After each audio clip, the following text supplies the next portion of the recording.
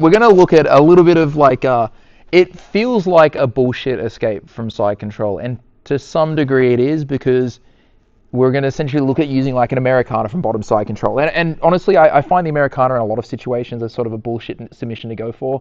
Like a lot of people will do it from top side control, top mount, and I think it's pretty much a waste of a good underhook.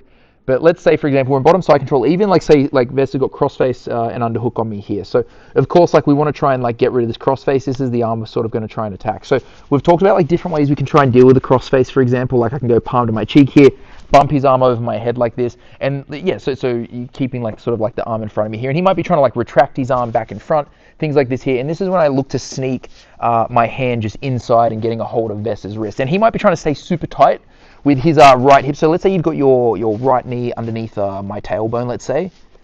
Yeah, like he's staying like super tight with me here, because like this is the reason why I need to use this. Is like he might have like some sort of situation where even his hands are like unlocked here, and like he's staying super tight with his elbow, and I'm just not going to be able to get out, which is why I'm going to be thinking about trying to intercept this arm here and just look to get a hold of his wrist just like this. And this is when I look to come over the top, and I'm just going to look to grab over my own wrist. Now, the main thing here is to not allow Vess to straighten his arm, so I'm really thinking about keeping everything pulling in towards him here, and I'm just going to start looking to pull everything out in this direction. And this is surprisingly like a lot of pressure on this. Now, I don't expect to finish this, so I'm not like when you do this, don't just try and rip this on as fast as possible and hurt your training partners. Like, this is not the point of this submission. Like, we're just using it to like force him to make some space here so I can bring my knee back inside.